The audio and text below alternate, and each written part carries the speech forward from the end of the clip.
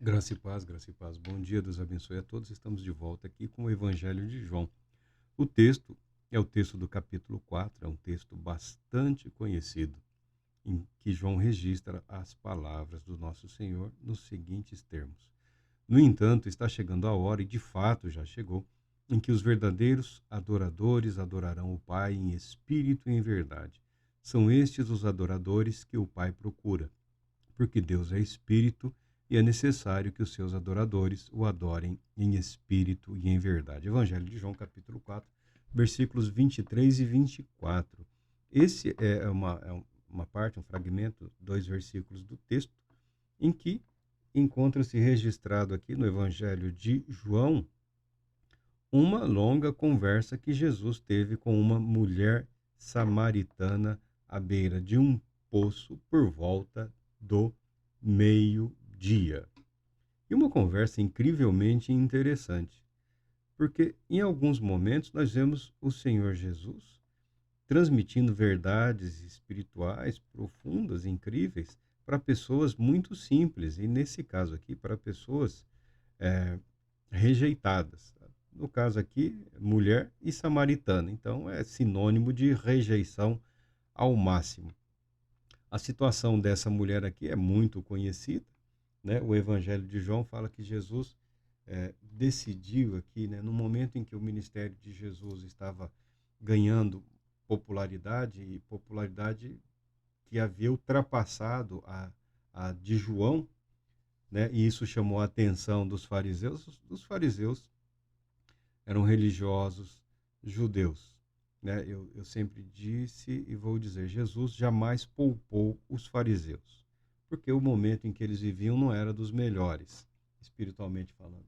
Eles haviam trabalhado muito, se dedicado muito, mas estavam meio que acomodados lá por conta das benesses do Estado, uma questão política. Se tornaram espiritualmente preguiçosos, praticamente fracassados e se embrenharam em outras áreas. E Jesus não poupou os fariseus em absolutamente nada. Isso serve de exemplo para nós cristãos, né? Começar bem não é garantia de nada. Começar bem não é garantia de nada. Nós devemos nos preocupar e nos ocupar em vivermos uma vida cristã. Então podemos entender que não é necessário pressa, correria, desespero. O importante é manter o ritmo, completar a jornada, manter a fé. E Jesus, vendo os fariseus interessados no seu ministério, decidiu ir para a Galiléia. Ele estava na Judéia, decidiu ir para a Galiléia. Para ir para a Galiléia, ele precisava passar pela terra, pelo território samaritano. O território samaritano é esse povo misto, esse povo desprezado pelos judeus, né? Era um povo muito desprezado.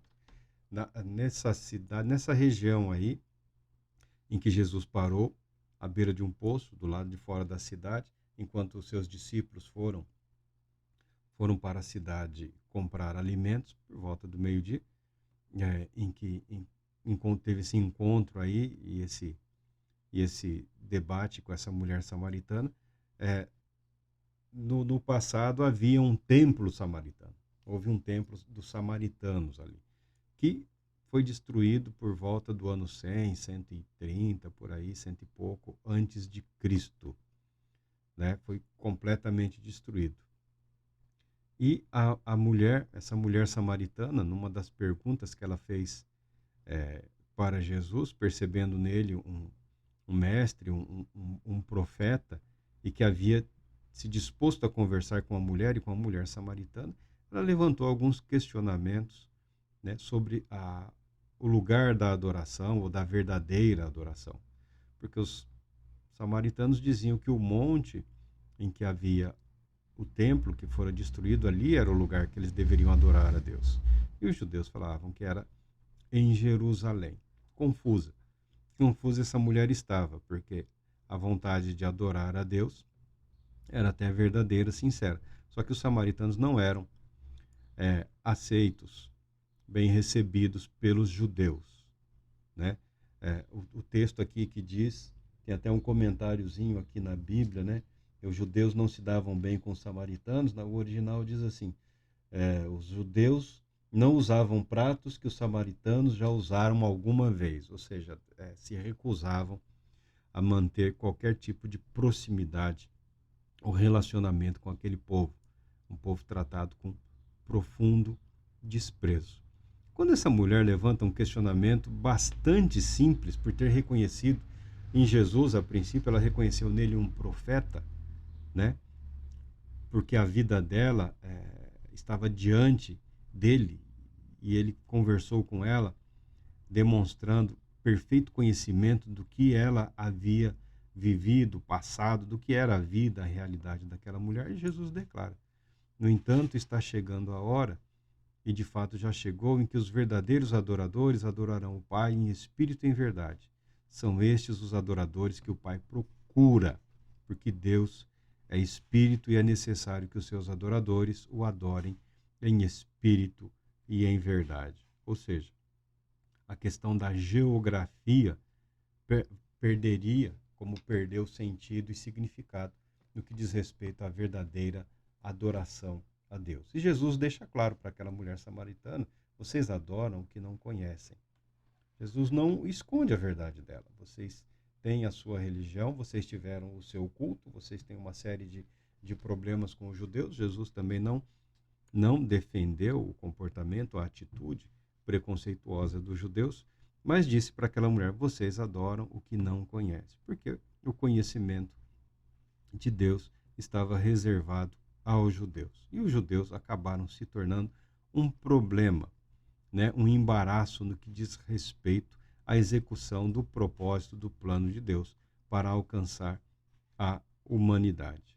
O sofrimento,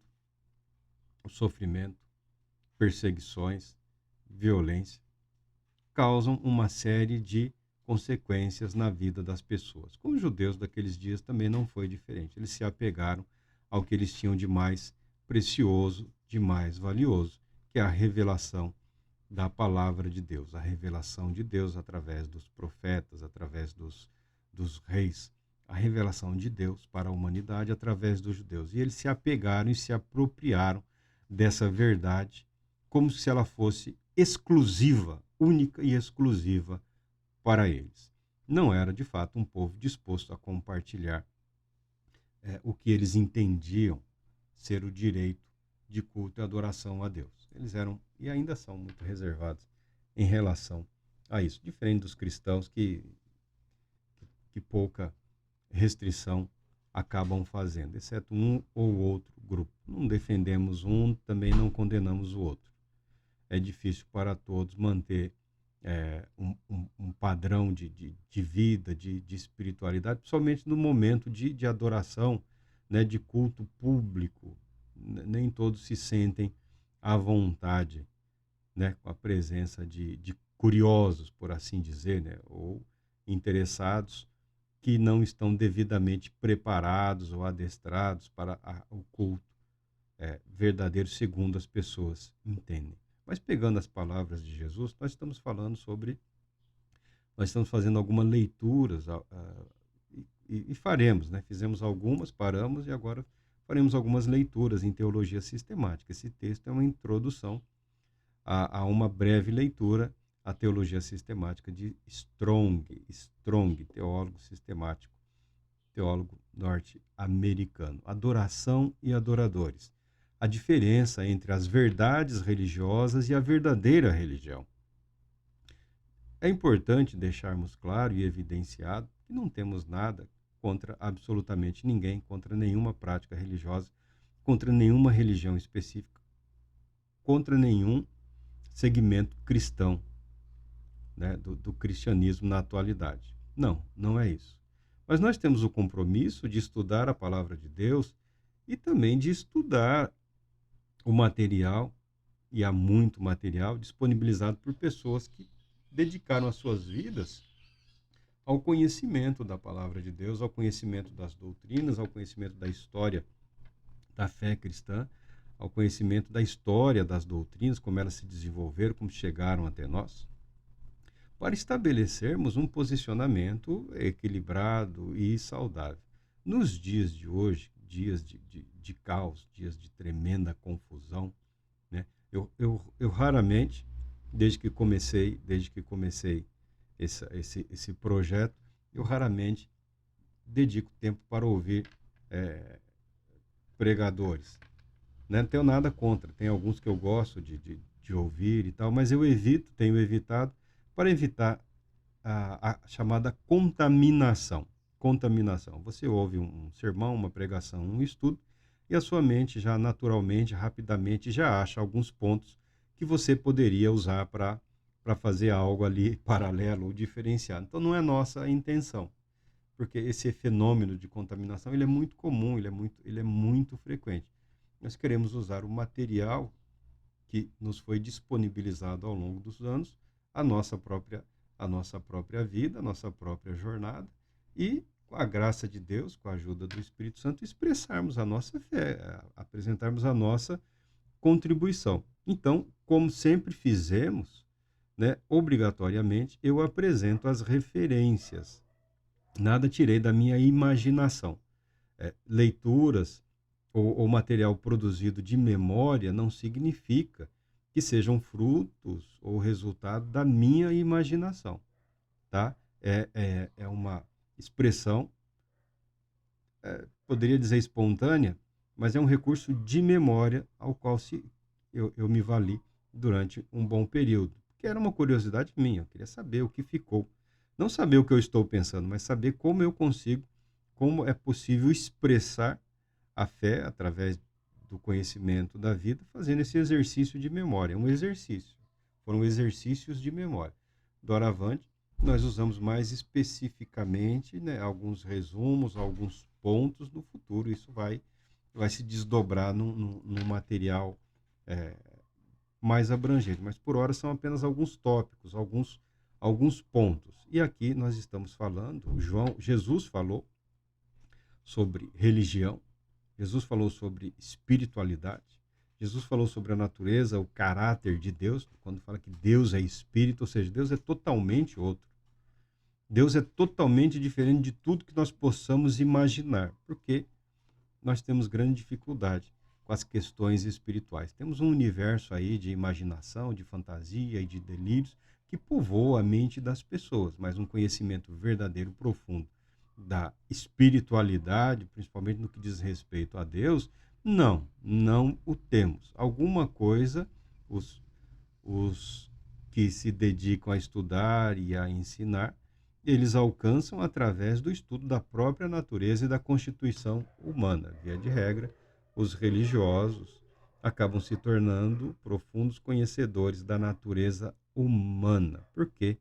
O ser humano foi criado à imagem e semelhança de Deus. Isso nos diz algo, né? Há algo de Deus gravado na natureza humana, o espírito humano ou a alma humana. Então, estamos falando de espiritualidade, religiosidade, da verdadeira religiosidade ou da verdadeira religião.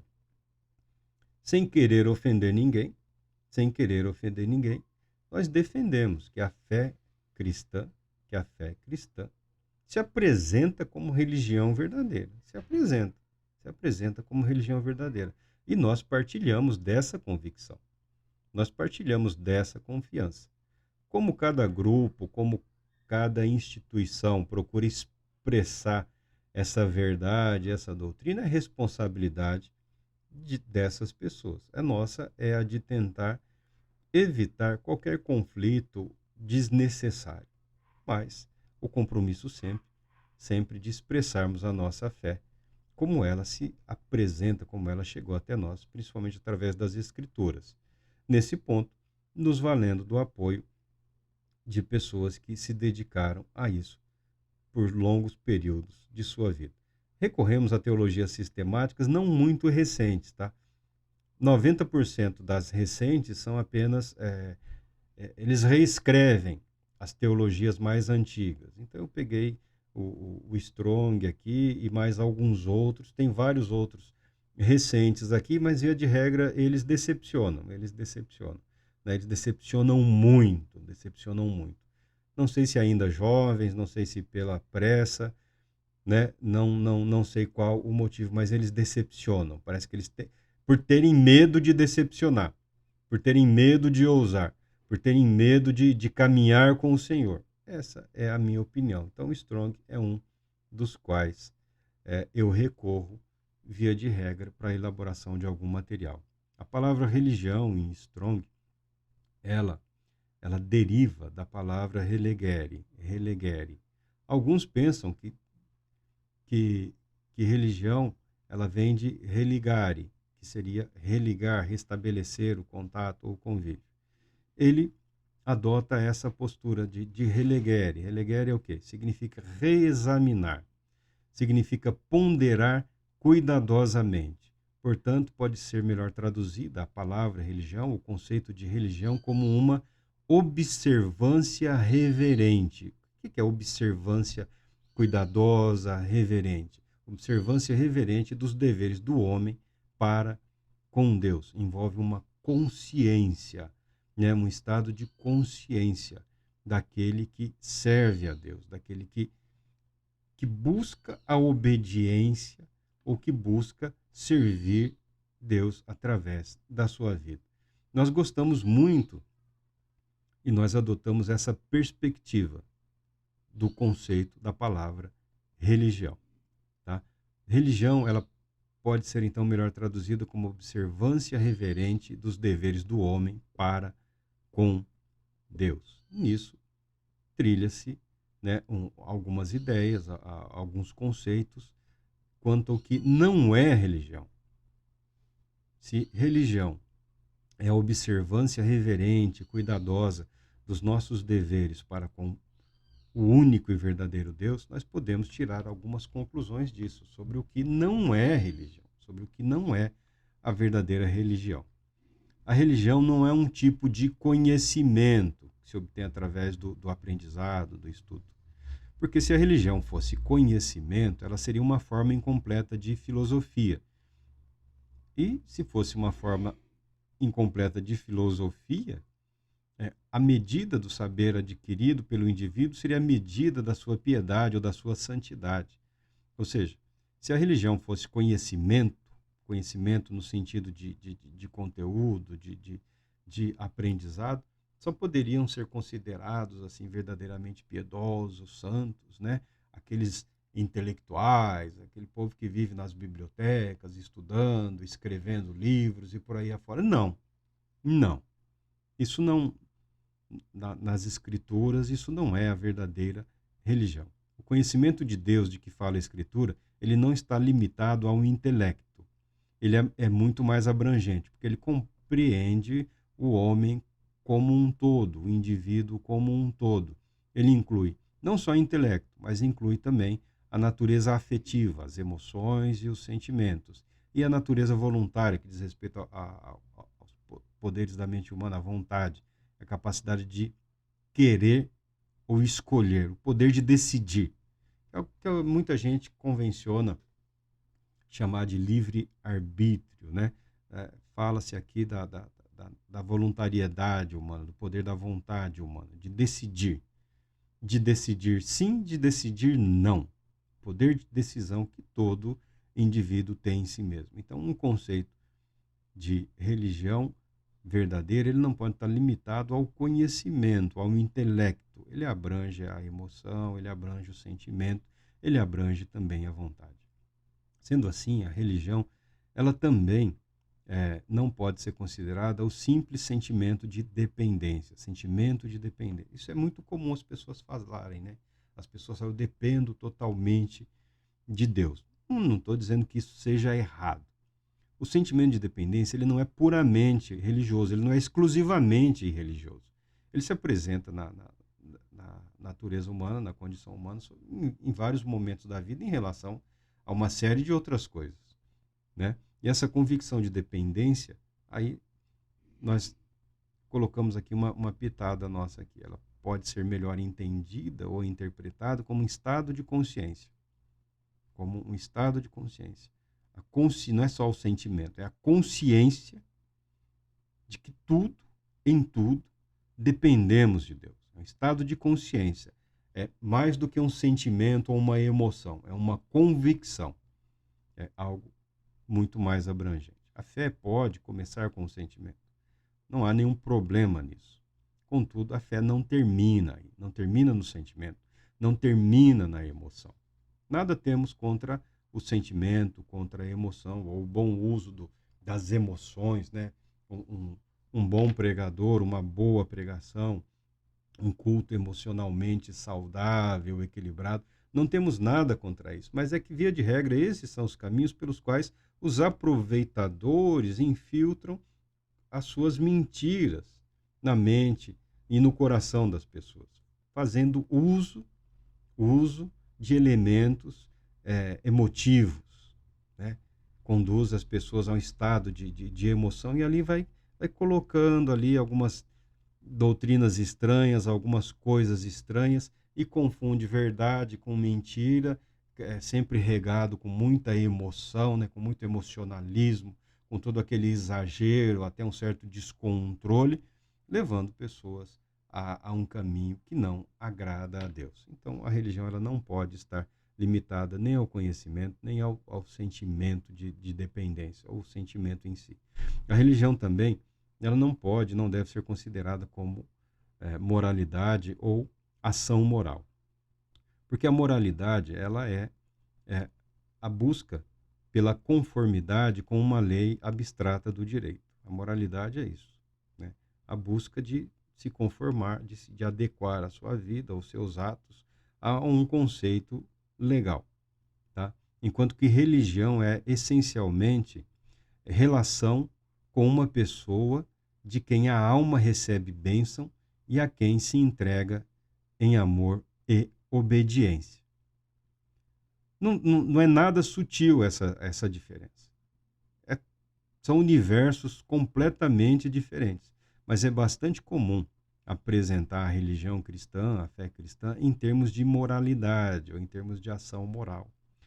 Isso não pode, isso também não pode, isso muito menos, isso também não, isso também não. Assim pode, assim deve e tal. O certo e o errado, o pode ou não pode. Essa é uma visão muito limitada, né? Essa é uma visão muito miserável do que é a religião. E algumas pessoas se apegam muito a isso, né?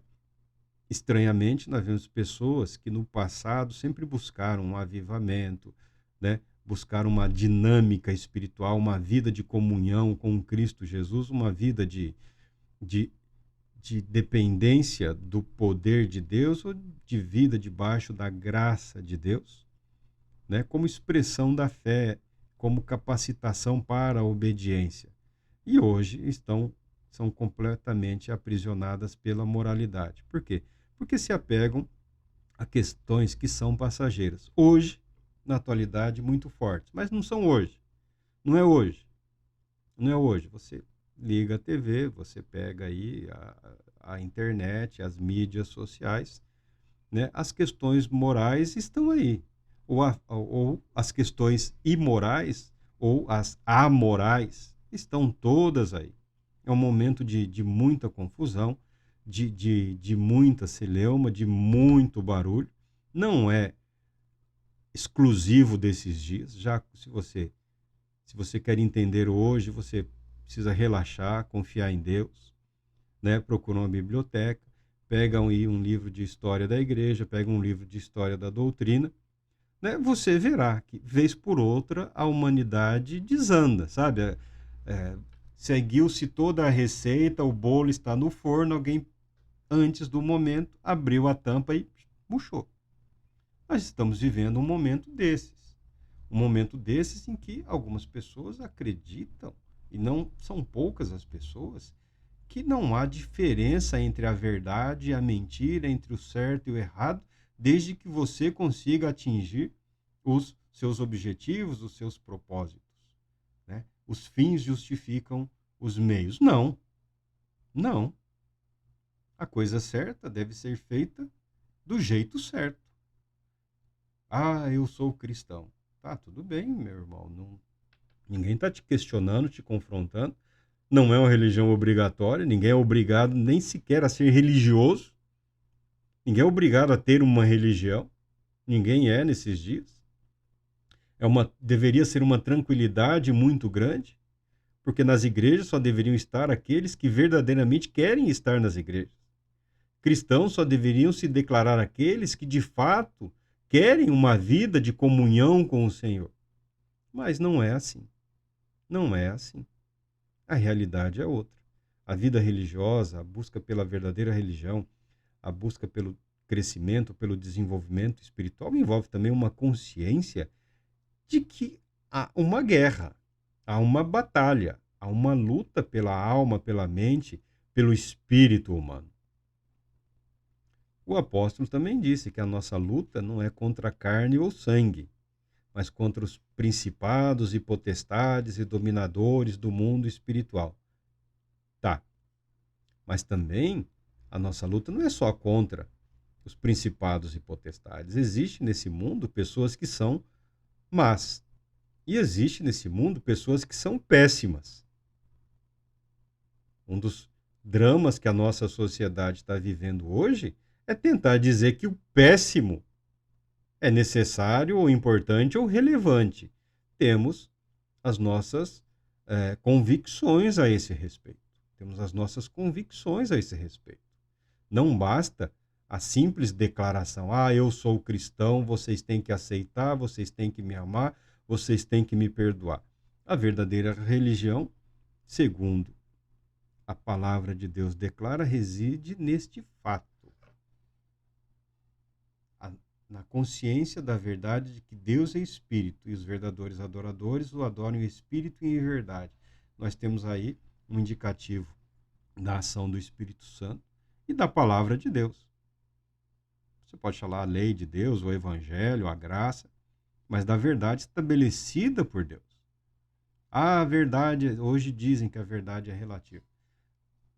Tempos atrás surgiu um sujeito aí, morreu, mas sem antes causar um estrago em mentes que já estavam corrompidas e desejosas de participarem desse estrago, se apresentando como filósofo, como referência.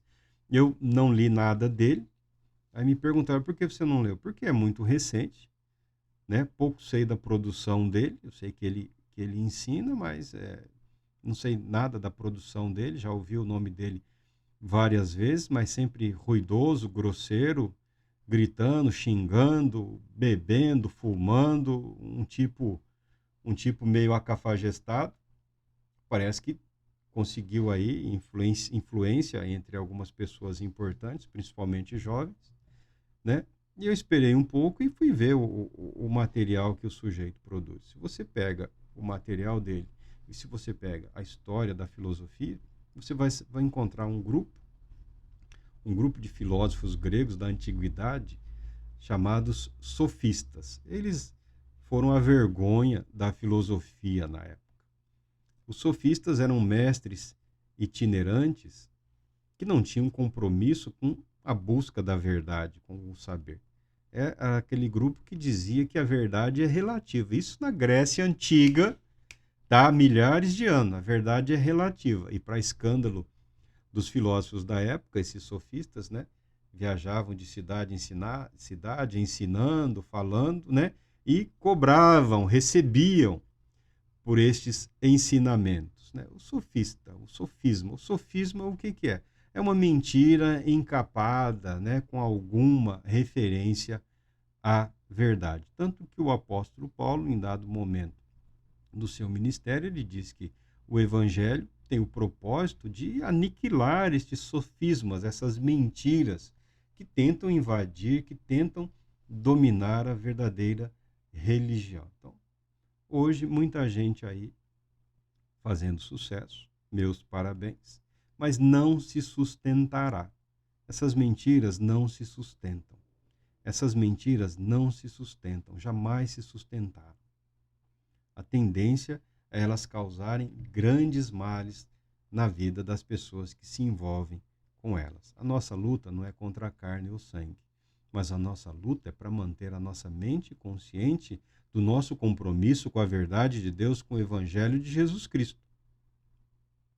Se outros não querem, problema deles, mas o que causa a verdadeira confusão, e precisamos, como cristãos, buscar a maneira adequada de combater essas mentiras, é que essas pessoas se travestem de pastores, de apóstolos, de profetas, de evangelistas, de mestres, né? E a mídia, que precisa de audiência, ama apresentar, o pastor tal. Aí você vai procurar, mas quem que é esse cara? De onde ele veio? Quais são as convicções dele? E você não encontra em nenhum grupo cristão base para as ideias apresentadas pelo sujeito. Alguns grupos aí político-religiosos, né, têm criado, olha a que ponto chegou, criados igrejas, principalmente assim, pseudo-evangélicas, né? Pseudo-evangélicas, né? Mas que são grupos de doutrinação política, ideológica, que nenhum compromisso tem com a verdade do evangelho.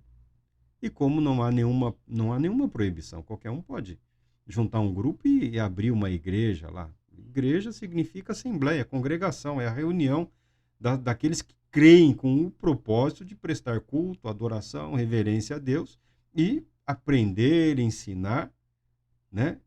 Manter as suas convicções e a sua fé. Manter as suas convicções e a sua fé. Então, é importante que se tome cuidado. E como se toma cuidado? Aprendendo a verdade, se comprometendo com a verdade. Né? Não há outro caminho. Não há outro caminho a não ser a decisão de viver a verdade. De viver a verdade do Evangelho.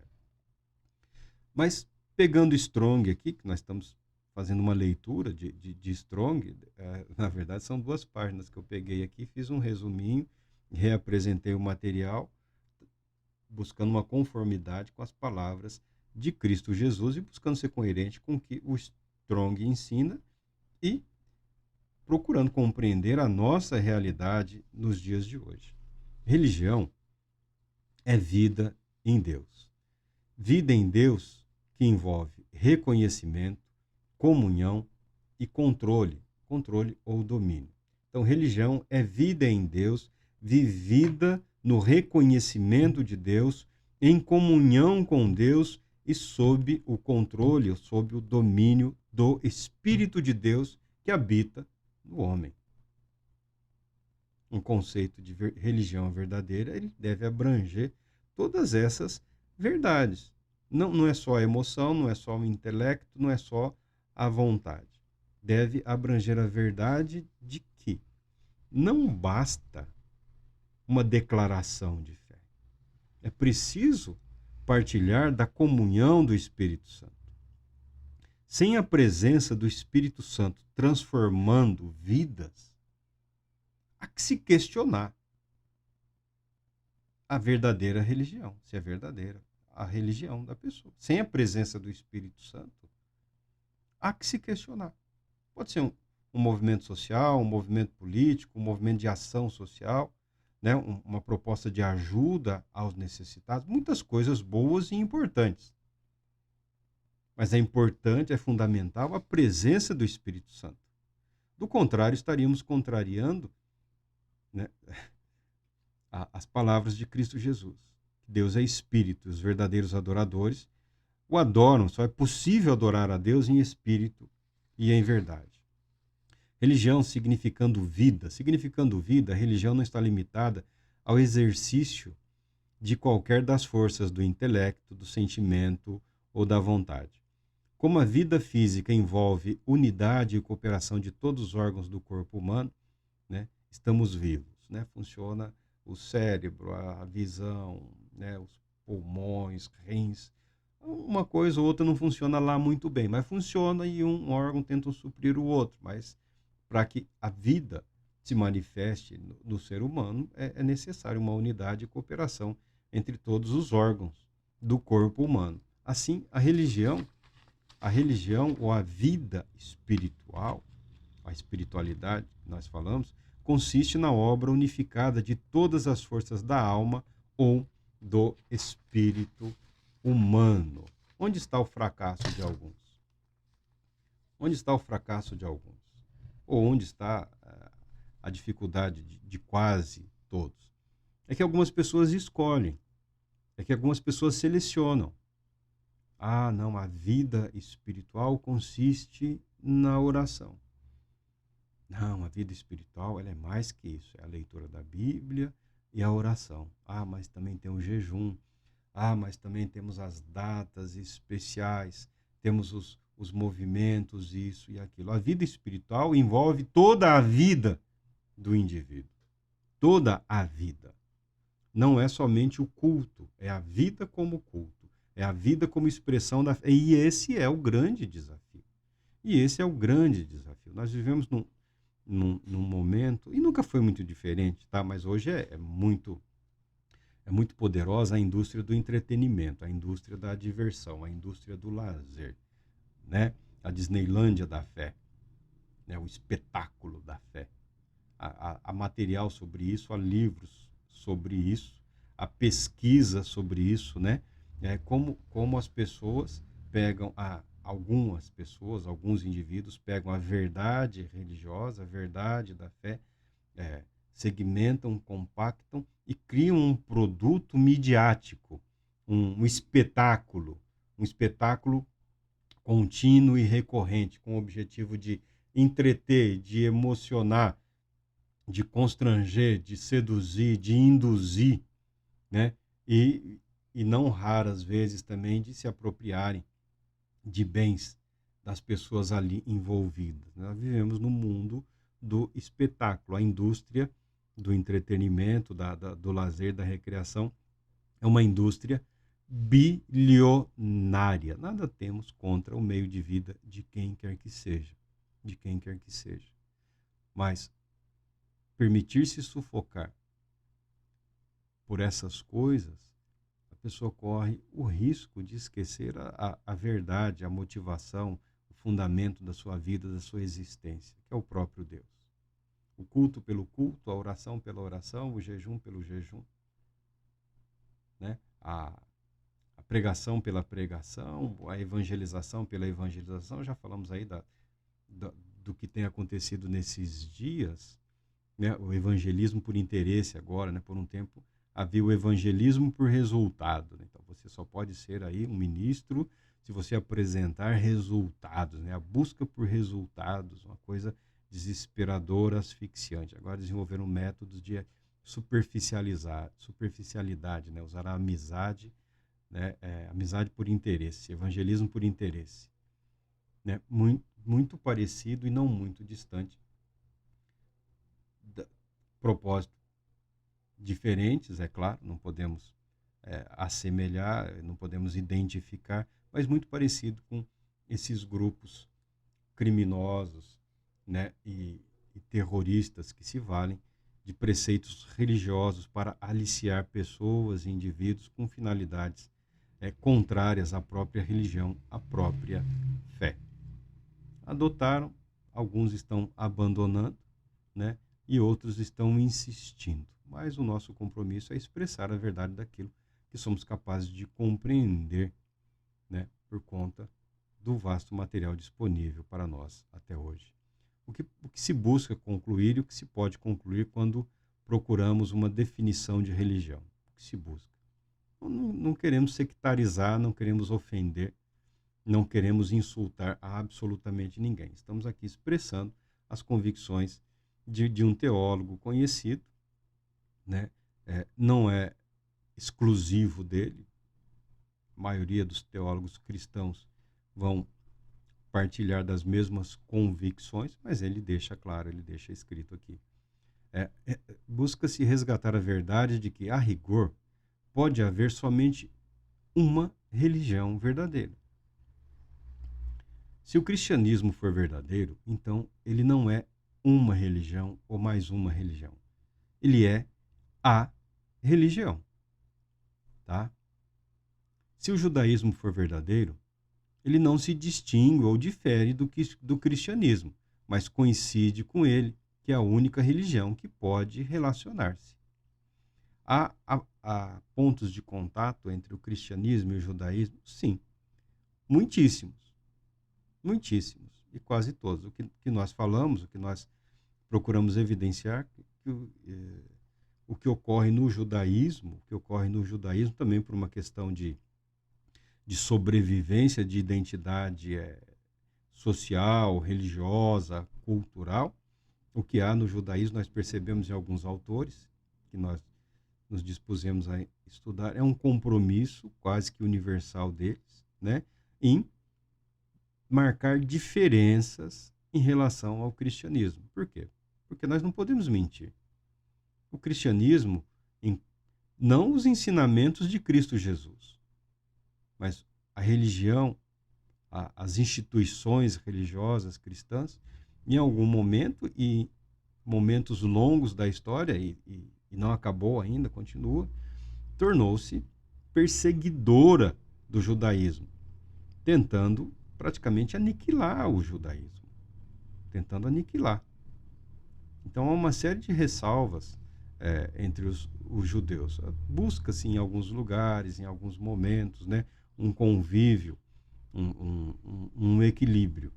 Mas é preciso mais do que um convívio pacífico, é preciso um respeito verdadeiro. Por exemplo, nós mesmos já falamos várias vezes, hoje a direção da fé judaica está aos cuidados dos rabinos. Eu mesmo falo, os rabinos não são a instituição original criada por Deus para a condução do povo hebreu, né? Os sacerdotes, os profetas, os videntes, tá. Mas nada impede, por conta dos eventos históricos, que uma outra instituição apareça e seja usada por Deus para a instrução do povo. Por quê? Quando Deus levantou a igreja no seu início, ela era cuidada, pastoreada pelos apóstolos, também havia profetas, né? Evangelistas, pastores mestres, homens de uma dimensão espiritual que os ministros da atualidade não alcançam e jamais alcançarão. E nem por isso nós podemos dizer que Deus deixa o seu povo sem o devido cuidado, sem os devidos meios e indivíduos para o cuidado pastoral. Então há que se estabelecer assim uma consciência do que foi estabelecido por Deus. Agora, o desenvolvimento histórico humano à frente da verdade apresentada por Deus é responsabilidade nossa, não é responsabilidade de Deus. As atrocidades cometidas em nome de Cristo Jesus são responsabilidades das instituições que assim agiram, mas não alcançam o Cristo Jesus. E mentir ou fingir que nada de errado foi feito não melhora em absolutamente nada e não prepara adequadamente a juventude para uma vida de espiritualidade equilibrada. Falando das verdades ou das religiões, diz o Strong, se houver porções de verdade em outros sistemas religiosos, estes não são porções de outras religiões, mas fragmentos ou porções da única e verdadeira religião. Não há nenhuma tentativa de induzir a quem quer que seja ao isolamento ou ao fanatismo, mas há, na verdade, o apontamento de oportunidades ou de pontos de contato em que as verdades universais da verdadeira fé em Deus, da verdadeira religião, podem ser utilizadas como meio para se proclamar o Evangelho de Cristo Jesus. Mas ele não entra nesse tópico, ele não entra nesse ponto aqui. Mas, se você se dispuser um dia a ler uma obra de teologia sistemática, você perceberá que há um caminho apresentado a um desenvolvimento em que a possibilidade de proclamação da fé faz uso de todos os meios e recursos disponibilizados por Deus, né?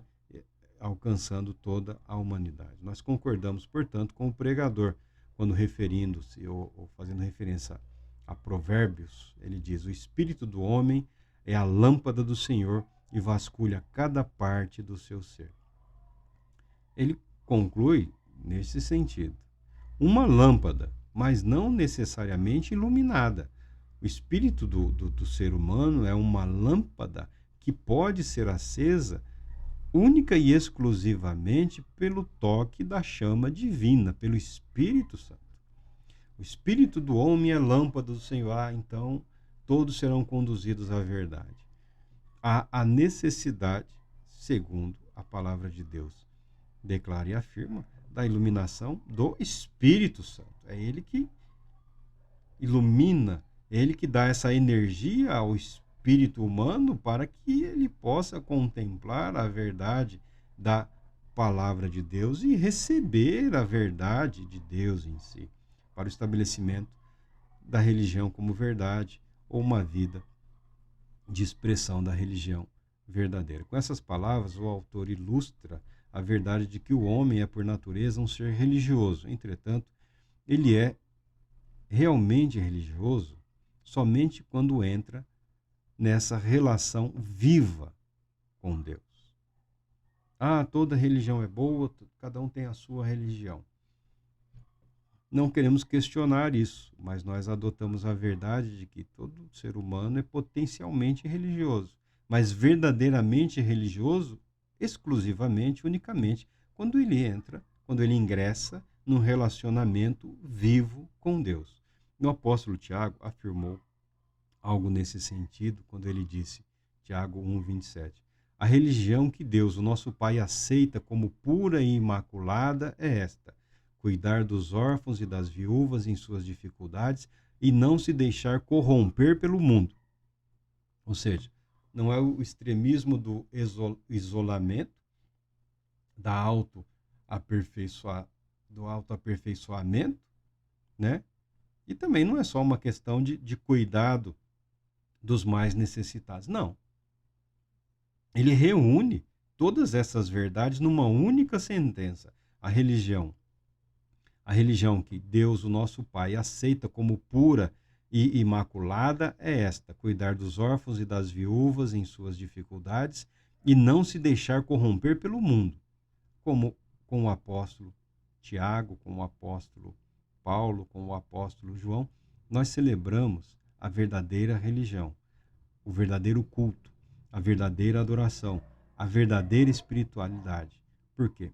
O ritual, o rito, a cerimônia do cristianismo é vida de pureza, é vida de pureza e amor, é vida de pureza, amor e devoção própria. Porque ele, somente ele, Jesus Cristo, nosso Senhor, é o caminho, a verdade e a vida. Deus Todo-Poderoso te abençoe, Deus Todo-Poderoso te conceda a paz. Esperamos aqui ter expressado um pouco da consciência do teólogo Strong a respeito do que é a verdadeira religião, ou a religiosidade, ou espiritualidade, como nós preferimos apresentar hoje. Né? Uma mera questão de palavras, mas o significado é o mesmo. E a coerência com os ensinamentos do nosso Senhor.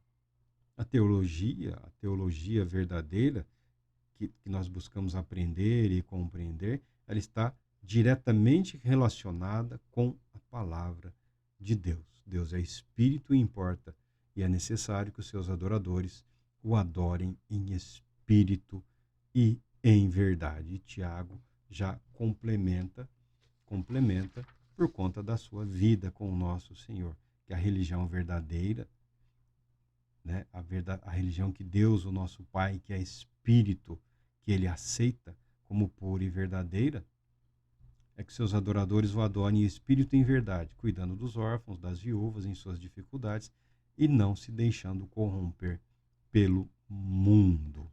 Há muito trabalho, há muito o que viver e há muito o que receber de Deus. E há muito que nós teremos para ver de Deus para os dias de hoje.